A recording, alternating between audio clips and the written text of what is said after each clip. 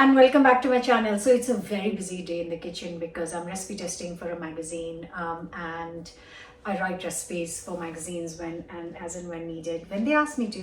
Anyways, in the middle of it, I did manage to get hold of 2 boxes of Alfonsos this week. So I've got tons of mangoes, delicious Indian mangoes. So I made this mango cake a couple of years ago, which we've been making on repeat in the summer, and I thought I'm gonna kind of do a new version, a coconut, cardamom and mango cake. I'm so excited. I did a coconut, cardamom and mango cake, but a proper 3-tiered cake in Cardamom Trail in my first book. But this is like a easy, I'm not taking the mixer out. I'm just going to use a bowl, a wooden spoon will have to do the job. Yeah, so let's do this. I have just turned the oven on for 160 fan, 180 regular oven, and then I'm going to bake this in a loaf tin.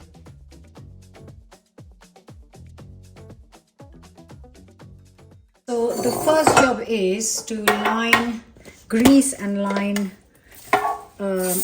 cake tin. Now this is a really old loaf tin. I think it's 2 pounds, 1 kilo kind of.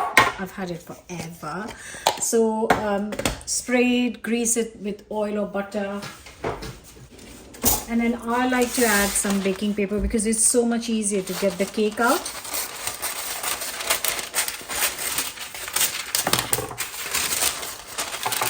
So this is ready, oven's on, and now all that's left to do is make the mix. So quite a simple recipe, easy to remember. 200 grams of softened butter,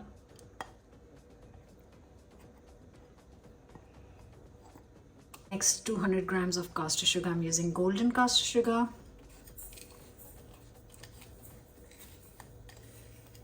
Next I'm going to get 5 to 6 cardamom pods in a pestle and mortar, break it up, get the kind of skin off, and then just crush the seeds.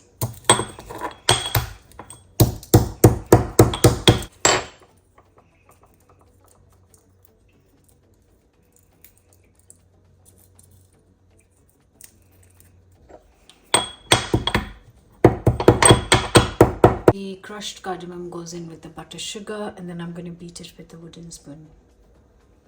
Right, so the butter is so soft because it's really lovely and warm right now in the UK, and yeah, really nice soft butter. So yeah, just beat it.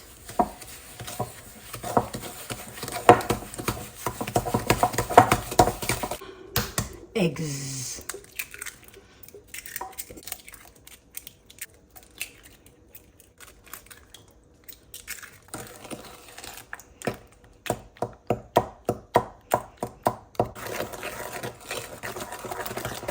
Next I've got 200 grams of self-raising flour.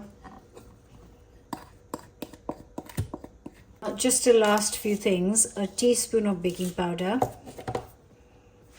some coconut cream,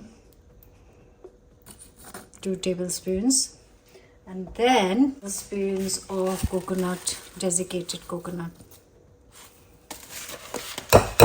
Oh my god, this is going to be so yum. Right, and then all that's left to do is a good mix. Once you've combined it all, still kind of beat it for another few seconds till it becomes really smooth.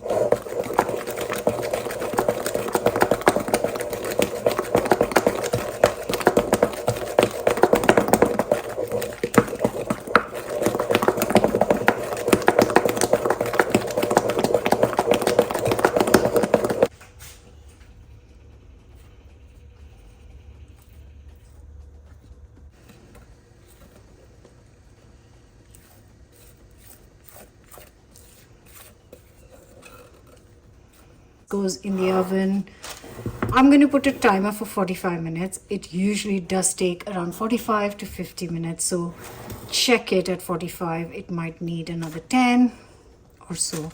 So when your skewer is clean, that means the cake is baked. Right, guys, so it's been exactly 45 minutes. You know what? I was just about to touch this. Because I was busy talking to you. Yeah, I'm blaming you. Right. Oh, yeah, that is definitely done. So my cake was baked today in 45 minutes. Sometimes, okay, I can't do this one hand.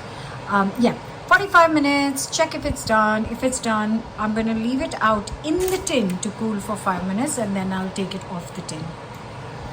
So make sure that you use a knife to kind of loosen the edges. It's just come out. I haven't let it sit for 5 minutes because I have to go out and I don't want to leave it in the tin because the tin is hot, so it'll keep baking and I don't want to dry it out. So I'm going to remove it straight away, and that's when these little things are so handy.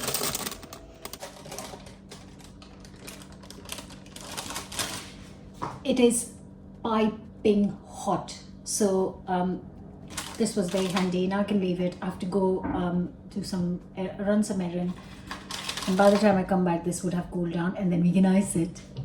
I have got here 300 grams ml of double cream. Sorry, we're just doing dinner. I made some yogurt flatbreads on the channel, some chicken, and there's some chicken, there's some hummus, there's everything going on in the background. Anyways, focus. So 300 ml of double cream. Our cake has cooled down and now I'm going to whip this up and finish it with some mango and stuff. So to this cream I'm going to add some sugar. So in goes a couple of tablespoons of the same golden caster sugar. You can use any sugar you like. And then I'm just going to whisk it up. And also I've got that coconut cream from the cake. Oh no, I don't want liquid. I just want the creamy bit. Just a little tablespoon of that I've added for coconut flavor. And then whisk it until it soft peaks. Right, so it just smells so amazing that I can't tell you. So I've got here 2 really lovely Alfonsos.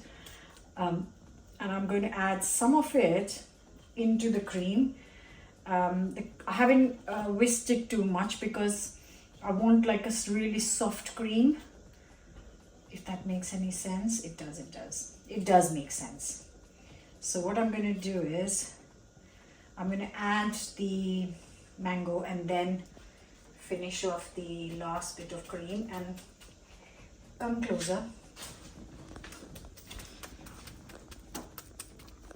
I'm just chopping into small pieces so the juice and all can come out into the cream.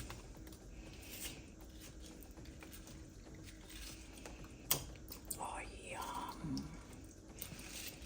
Wherever you are in the world and whatever mango you can find, just use that and don't ever waste this.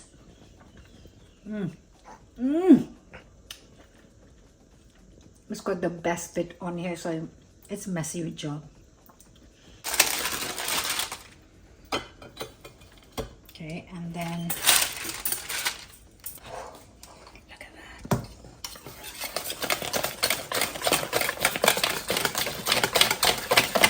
Then I know it's a lot of cream, but you know, what are you gonna do about it?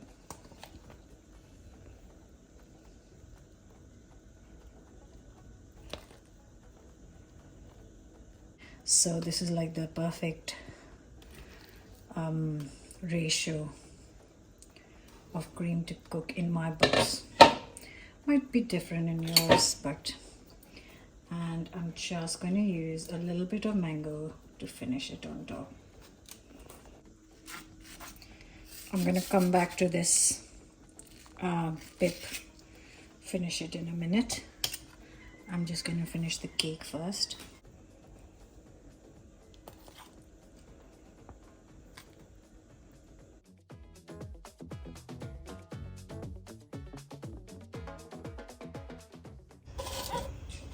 So my favorite bit is the corner piece, just because it's my favorite and I will not listen to anything else. Look at that.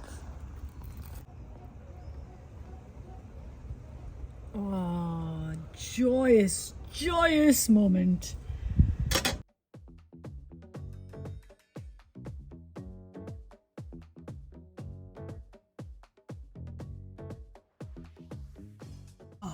I've been waiting for this since morning because I decided to make this cake in the morning, and it's after dinner.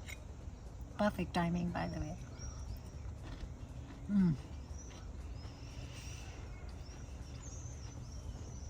I love my mango and lime cake, but this mango, cardamom and gentle coconut cake is divine, like unreal. And because it's a side piece, it's got a little crispness to it, which is why I love the side piece. Hope you're gonna try it. I'm gonna try and leave the written recipe on my website, and I'll see you back for another new recipe. Look forward to reading your comments. Bye for now.